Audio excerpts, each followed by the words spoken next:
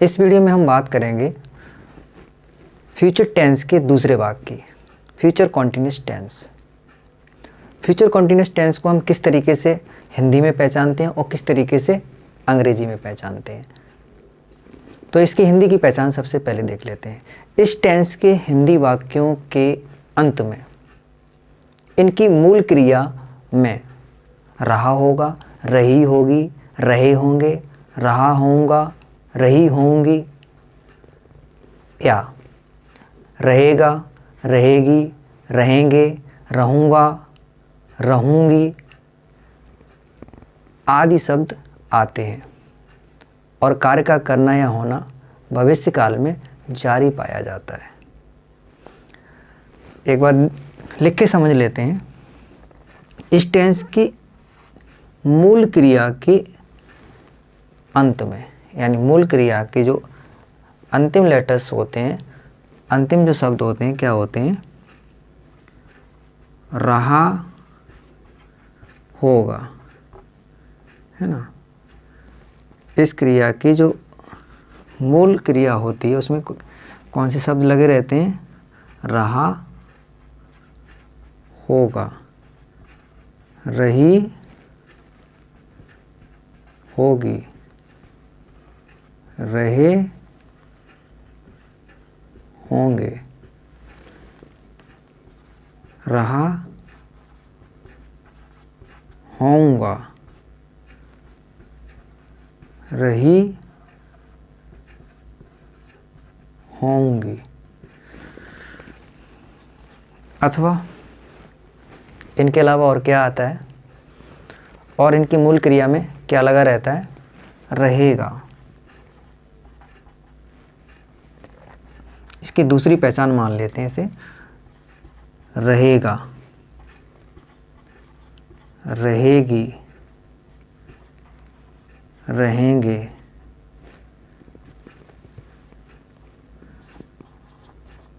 रहूँगा, रहूँगी, रहे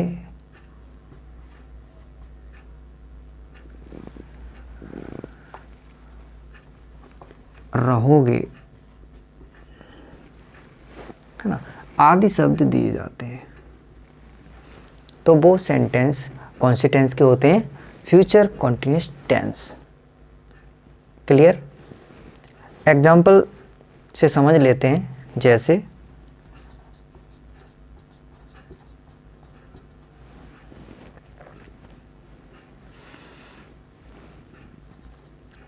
वो है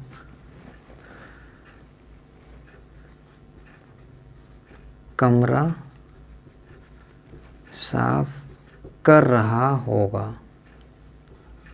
वो है क्या कर रहा होगा? कमरा साफ कर रहा होगा। तो यहाँ पे जो मूल वर्ब है वो क्या है? साफ करना, साफ करना। इसमें पहचान क्या आई है? रहा होगा।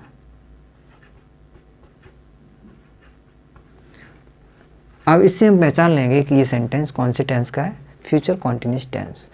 साफ करना मूल वर्ब है और इसकी पहचान कौन सी जुड़ी हुई है? रहा होगा। तो हम पहचान लेंगे आसानी से। जैसे ही हम देखेंगे रहा होगा इसमें आया हुआ है, तो ये सेंटेंस कौन सी टेंस का हो जाएगा? Future continuous tense. इसी तरीके से हम दूसरे एग्जाम्पल पे भी नज़र डाल लेते हैं। मैं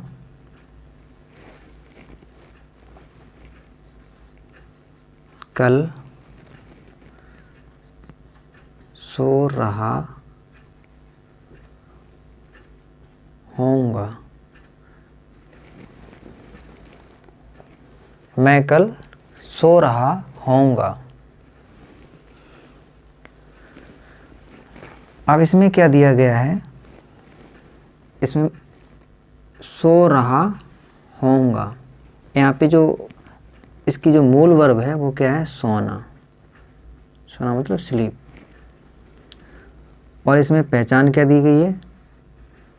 रहा होऊंगा। इसमें रहा के बाद क्या दिया हुआ है, होऊंगा। तो इससे समझ में आ जाता है कि इसमें रहा होऊंगा दिया गया है, तो ये सेंटेंस फ्यूचर कॉन्टिन्यूस टेंस का है ना, फ्यूचर कॉन्टिन्यूस टेंस का है। तीसरा एग्जाम्पल देख लेते हैं। वह यहाँ बैठा रहेगा, वह यहाँ बैठा रहेगा। इस सेंटेंस में जो मूल वर्ब है वो कौन सी है, बैठना, और ऐसा पता लग रहा है काम जारी है भविष्य काल में। प्लस पहचान क्या है, रहेगा। जैसे हम इस पहचान को देखेंगे कि इसके लास्ट में क्या आया हुआ है, रहेगा आया हुआ है, तो हम समझ जाएंगे आसानी से ये सेंटेंस कौन सी टेंस का है, फ्यूचर कॉन्टिन्यूस टेंस का। क्लियर। अब आप लोग हिंदी वाली पहचान को समझ गए होंगे। हिंदी में जो भी सेंटेंस आपके सामने आएंगे, अगर उन किन्हीं सेंटेंसों में किसी भी सेंटेंस में रहा होगा, रही होगी, रहे होंगे, रहा होगा, रही होंगी, या रहेगा, रहेगी, रहेंगे, रहूँगा, रहूँगी, रहोगे, जब भी ये शब्द आएंगे तो आप आराम से पहचान लोगे कि ये सेंटेंस फ्यूचर कॉन्टिन्यूस टेंस का सेंटेंस है। अब एक सेंटेंस और देते हैं हम आप लोगों को, अब पहचानने के लिए आप लोगों को बताना है कि ये किस टेंस का वाक्य है। इसमें कोई टेक्निकल चीज़ें नहीं है, पीछे पढ़ाया जा चुका है, सारी पहचानें आपको बताई जा चुकी हैं। तो हम आपको सेंटेंस देते हैं,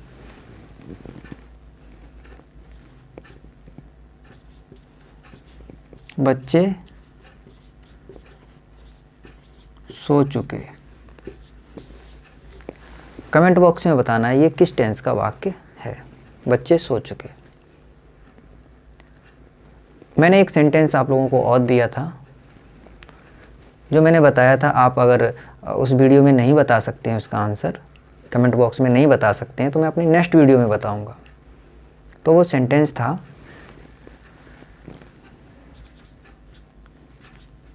शिकारी ने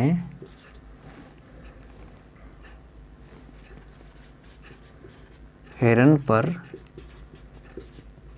गोली दागी, है ना, ये वाला सेंटेंस था, शिकारी ने हिरन पर गोली दागी। मोस्टली बच्चे ये देखेंगे कि हमें बताया गया है कि जिन हिंदी वाक्यों के अंत में मूल क्रिया में गागी के लगा हुआ होता है, वो सारे सेंटेंस कौन से टेंस के होते हैं, फ्यूचर इंडेफिनिट टेंस के होते हैं। लेकिन इसके बावजूद भी मैंने कुछ पहचानें और बताई हुई हैं, तो उन पहचानों से ये पता लगता है कि ये फ्यूचर इंडेफिनिट टेंस का वाक्य नहीं है। तो फिर कौन से टेंस का वाक्य है? इस टेंस को देखने पर पता लगता है कि ये टेंस कौन सा है, लास्ट में क्या आया हुआ है, ई आया हुआ है, और ई किस में आता है, पास्ट इंडेफिनिट टेंस में। तो ये सेंटेंस जो है, शिकारी ने हिरन पर गोली दागी, कौन से टेंस का है, पास्ट इंडेफिनिट टेंस। अब आपको नेक्स्ट वीडियो में मैं बताऊंगा बच्चे सो चुके, ये किस टेंस का वाक्य है। वैसे पीछे भी पढ़ाया जा चुका है, बताया जा चुका है, और आप इसका आंसर कमेंट बॉक्स में ज़रूर दें। अगर नहीं देंगे फिर मैं आपको नेक्स्ट वीडियो में इसका आंसर भी बताऊंगा। क्लियर। अब देख लेते हैं कि हम फ्यूचर कंटिन्यूअस टेंस के सेंटेंसों को अंग्रेजी में कैसे पहचानते हैं। यानी अंग्रेजी में बहुत सारे सेंटेंस दिए होते हैं, बुक्स में बहुत सारी स्टोरीज दी होती हैं, हम कैसे पहचानेंगे कि ये सेंटेंस फ्यूचर कंटिन्यूअस टेंस का है, और इसी के अकॉर्डिंग हमें इसे ट्रांसलेट करना है, इसका हिंदी निकालना है। तो इसकी भी दो पहचानें होती हैं। पहली पहचान होती है सेल बी वर्ब का फर्स्ट फॉर्म। किसी भी सेंटेंस के अंदर शैल बी वर्ब का फर्स्ट फॉर्म में आईएनजी दिया जाता है ना, यानी हम इसे प्रेजेंट पार्टिसिपल फॉर्म भी बोलते हैं, वर्ब की फोर्थ फॉर्म भी बोलते हैं, और आईएनजी फॉर्म के नाम से भी इसे हम जानते हैं। और इसकी जो दूसरी पहचान होती है वो कौन सी होती है, विल बी वर्ब की फर्स्ट फॉर्म में आईएनजी, यानी हम इसे कौन सा जानते हैं, वर्ब का फोर्थ फॉर्म भी जानते हैं, वर्ब के फोर्थ फॉर्म के भी नाम से जानते हैं, प्रेजेंट पार्टिसिपल के नाम से भी जानते हैं। क्लियर। और हम इसे आईएनजी फॉर्म के नाम से भी, आईएनजी फॉर्म भी इसे बोलते हैं, जिसे प्रेजेंट पार्टिसिपल भी बोलते हैं। तो जहाँ कहीं पे भी आप लोगों को शैल बी वर्ब की फोर्थ फॉर्म यानी आईएनजी फॉर्म दिखती है, या विल बी वर्ब की फोर्थ फॉर्म जहाँ कहीं पे भी जिस सेंटेंस में स्टोरी के अंदर दिखती है, आप आसानी से पहचान जाइए कि एक सेंटेंस कौन से टेंस का है, फ्यूचर कॉन्टिन्यूस टेंस का वाक्य है, और उसी के अकॉर्डिंग आप इसे ट्रांसलेट करिएगा। एग्जाम्पल देख लेते हैं इसके। तो I will be, I shall be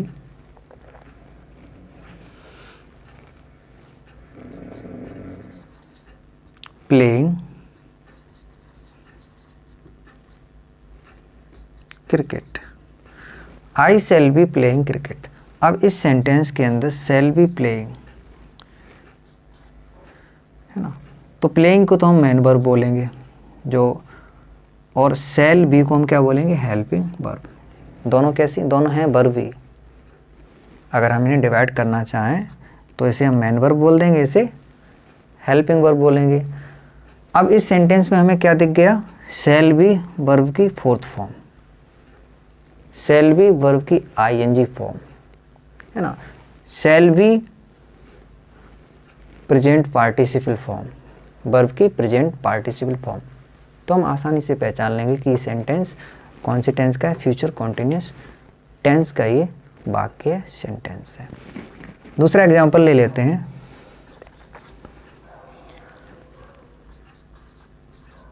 he will be cooking food, he will be cooking food.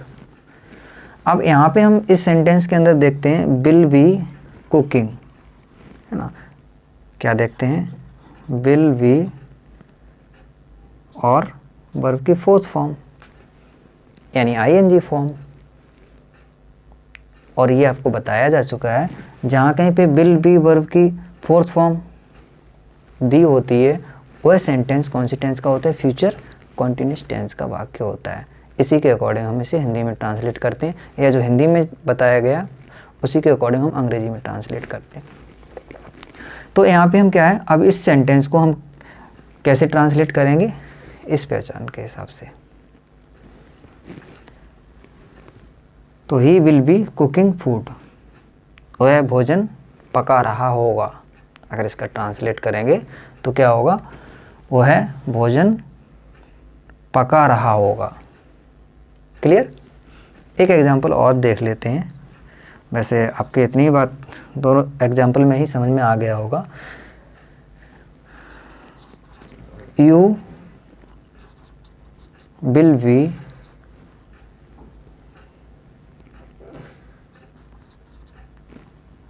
Telling a lie, you will be telling a lie. तुम झूठ बोल रहे होंगे है ना, तुम क्या कर रहे होंगे, आप झूठ बोल रहे होंगे। तो इसमें क्या है, विल बी और वर्ब का फोर्थ फॉर्म। क्लियर। तो यहाँ से आसानी से हम पता लगा लेंगे ये कौन सी टेंस का वाक्य है, फ्यूचर कॉन्टिन्यूस टेंस का ये वाक्य है। कोई भी दिक्कत नहीं होगी। अगर कोई दिक्कत होती है तो आप कमेंट बॉक्स में बता दीजिएगा। अगर इस वीडियो के अंदर हमें कोई और इम्प्रूवमेंट करनी है वो भी बता दीजिएगा, हम उसमें इम्प्रूवमेंट करने का कोशिश करेंगे।